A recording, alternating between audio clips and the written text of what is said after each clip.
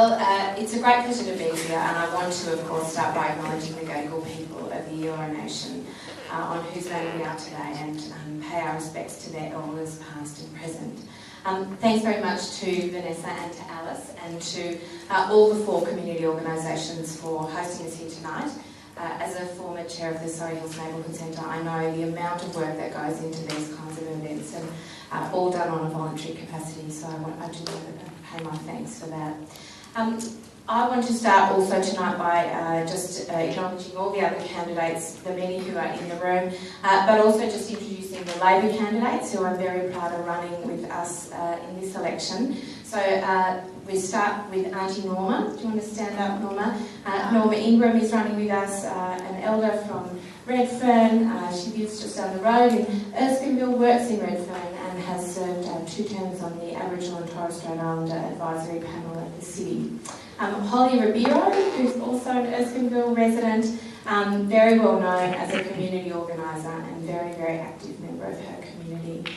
Graham Brett from Surrey Hills, who's a passionate public housing and affordable housing advocate, and of course Darren Jenkins, who's a barrister and I'm sure also well known to you as the president of the Friends of Erskineville. So it's great to have a lot of members of the Labor team here tonight. So to start, of course, I think it's always pretty clear in these kinds of forums what Labor stands for, and that is, of course, that we stand for putting the interests of people and communities first. As a Labor councillor over the last 4 years, I've laid out a very positive and progressive agenda for the future of the City of Sydney, detailing Labor's thoughts and policies on the fact that council should invest in affordable housing, that we should do things to address the fact that we have more people sleeping rough now in the City of Sydney than ever before measured, that we should take real action on climate change and, for example, allow people to put solar panels on their own homes, to change our planning conditions to allow that, and of course to invest in the infrastructure that we know we need to make our communities livable. Sporting fields. I've just in fact come from the city's basketball courts in Alexandria, where there were hundreds of people crammed in tonight to watch the Sydney Kings play, but just not enough space to see that happen. And facilities like childcare, which we know are so overcrowded in the city. So Labor's vision is really clear and consistent, that we would invest in these bits of important infrastructure to make our city livable, and we've got these strong and positive plans that have been laid out over a long period of time for the future. The 2 questions we've been asked to address tonight are related to WestConnex and also the business vote, as it's so called.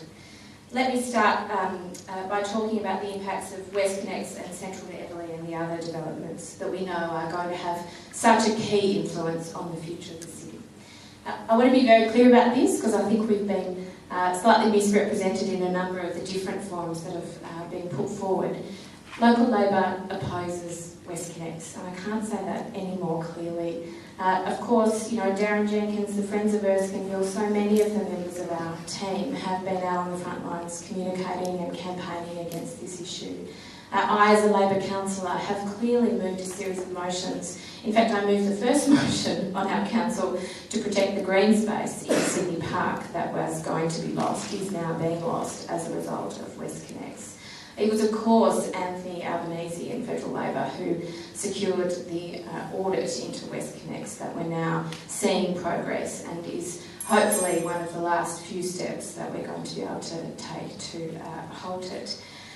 We know the impact of the Central to Everleigh development. The 60,000 new residents are absolutely enormous, and we share all the concerns that have been voiced about that. As a councillor in November 2015, I advocated and moved that the city call on the state government to reinvest all funds from the North Everleigh sale in local infrastructure, expand public transport, expand primary and secondary school facilities, and meet the city's affordable housing target. But that motion was voted down by the Lord Mayor and others.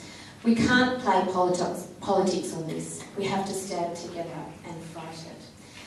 The other issue on the business vote, New South Wales Labor announced this week, and I'm very proud, that they would, if elected, repeal that legislation. We don't agree with a principle where the one vote, one value system is broken. And so we strongly oppose it and would repeal it if elected into state government. Thank you.